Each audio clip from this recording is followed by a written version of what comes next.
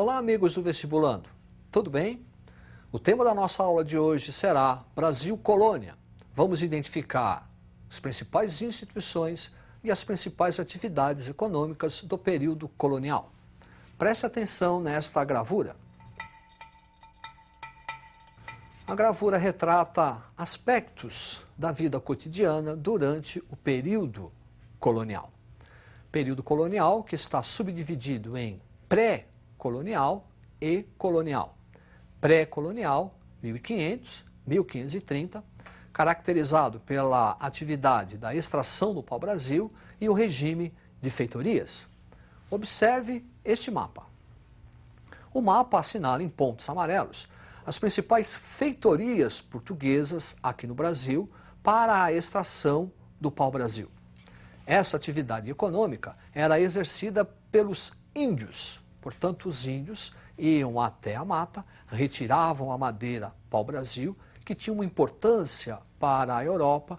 Retirava-se desta madeira uma substância, uma tinta corante, que seria utilizado para tingir tecidos. E feitoria é um entreposto comercial. Algumas vezes, ao longo do ano, embarcações portuguesas chegavam no litoral, retiravam a madeira e colocavam no interior da feitoria bugigangas, presentes para os índios. Isso se chama escampo.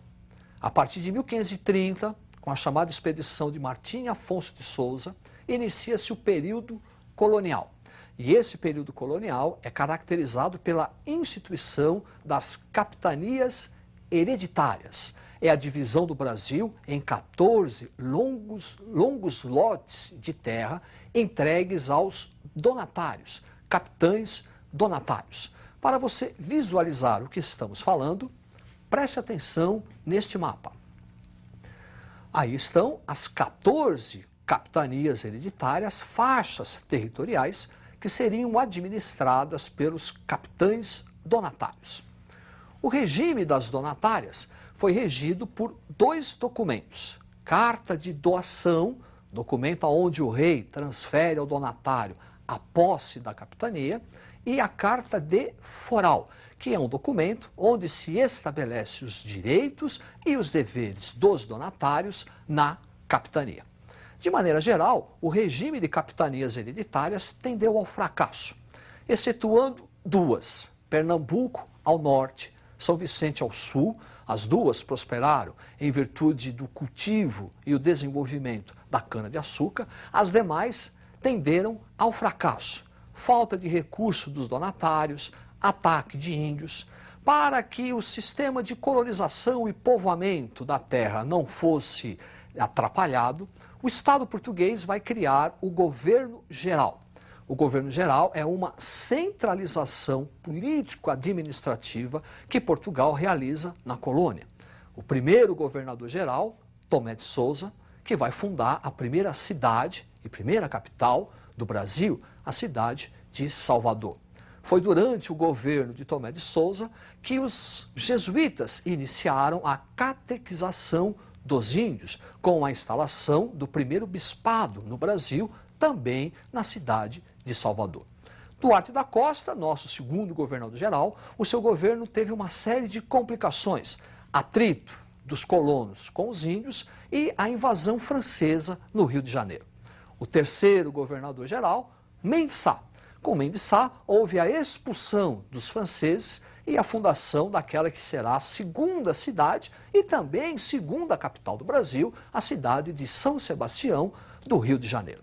Para reforçar o que estamos falando, preste atenção neste quadro: administração colonial, as capitanias hereditárias, o governo geral e as câmaras municipais. As câmaras municipais refletem o chamado poder local. É onde os grandes proprietários de terra decidiam, tomavam as principais decisões políticas: aumento de salário, cunhagem de moeda, aumento ou não dos impostos. Eram representados pelos chamados homens bons. Quer dizer, para ser vereador, que era em número de 3, tem que ser grande proprietário de terra e escravocrata. Para ser juiz, também tem que ser um grande proprietário de terra e escravocrata. Isso era chamado de homens bons. Ao longo do período colonial, nós vamos ter uma série de conflitos entre a Câmara Municipal, que lutava pelos interesses locais do colono, e as instituições metropolitanas, o governo geral, o Conselho Ultramarino, que representava as decisões do Estado metropolitano. Sobre a atividade econômica, o primeiro grande produto vai ser a cana-de-açúcar, o mundo do açúcar, desenvolvido a partir da plantation, o latifúndio, monocultor, escravocrata. Nesse mundo do açúcar, vamos destacar o enorme papel dos holandeses, responsáveis pelo financiamento para a montagem do engenho colonial, também responsáveis pelo transporte do açúcar para a Europa, refino desse açúcar e depois a distribuição do açúcar refinado por toda a Europa. Preste atenção nesta gravura. Aí está o engenho colonial. Podemos identificar a senzala, onde ficavam os escravos, a Casa Grande, não só residência, mas também um quartel-general, um centro administrativo de toda a vida colonial. Ali a capela e aqui o engenho colonial, o principal local do mundo do açúcar. É por isso que falamos agromanufatura do açúcar. Quer dizer, primeiro, a agricultura, o cultivo da cana-do-açúcar. Manufatura, que é transformar a cana-de-açúcar em açúcar no engenho colonial. Na casa de purgar, na fornalha, a transformação da cana-de-açúcar em garapa, melaço, para finalmente a produção do açúcar. Além da atividade econômica açucareira, temos também o tabaco, importante atividade que vai suprir o mundo do açúcar de escravos, utilizado no tráfico negreiro, e a pecuária, uma atividade importante para o mundo do açúcar, já que a pecuária era responsável pelo fornecimento do alimento, a carne, o leite. Também a pecuária era utilizada no transporte, o famoso carro de boi, e força motriz para o funcionamento da moenda, que vai transformar a cana-de-açúcar em garapa. Esse mundo do açúcar é tão importante que podemos fazer uma comparação com a pecuária. Preste atenção no quadro. Açúcar é uma atividade econômica desenvolvida no litoral, litorânea, mais próxima à zona de escoamento para atender às necessidades do mercado externo.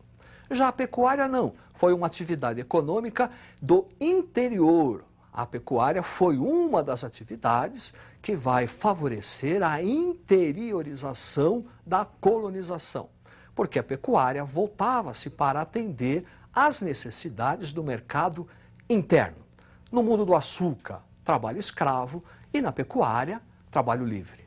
Muita atenção, pecuária, trabalho livre, porque a pecuária no Brasil é uma pecuária extensiva. O gado fica solto, à vontade. Então você não pode colocar escravos para tomar conta. É aí que vai surgir a famosa figura do boiadeiro. Como diz aquela canção, sou desse chão onde o rei é peão.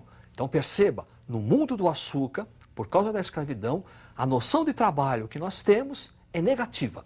Quando falamos de pecuária, por causa do trabalho livre, a noção de trabalho que nós temos é uma noção positiva. Uma outra atividade econômica, mineração, também responsável pela interiorização da colonização do Brasil e responsável pela mudança social, econômica e cultural do período colonial. Preste atenção no mapa. Aí estão identificadas as principais áreas de mineração do período colonial. Perceba, vestibulando, que elas são interioranas. É por isso que dissemos que a mineração é uma atividade responsável pela ocupação do interior da colônia. A mineração também é caracterizada pelo forte fiscalismo do Estado português, para evitar a prática do contrabando. O quinto, a criação das casas de fundição, a famosa derrama, são exemplos desse fiscalismo do Estado português.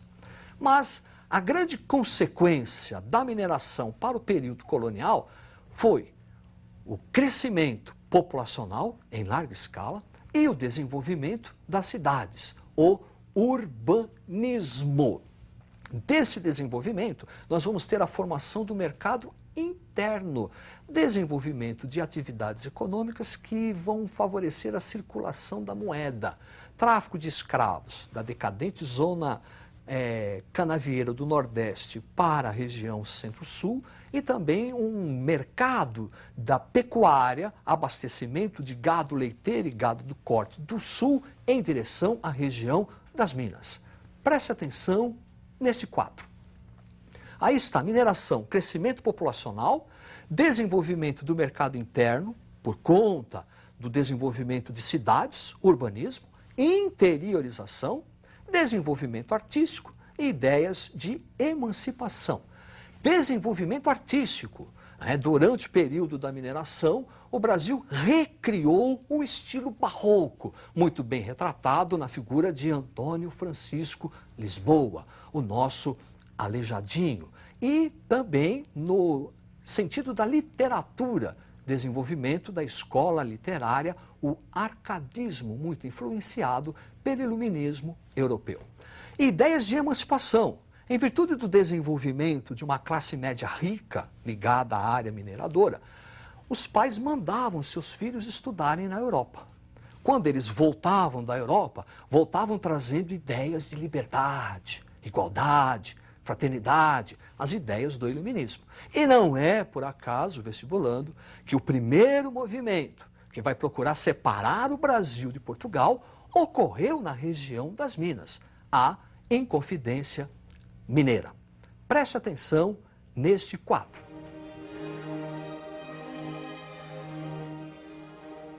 Aí está retratado a figura, um dos principais líderes do movimento da Inconfidência Mineira, que tentou libertar o Brasil de Portugal. É isso aí, até a próxima, estudem.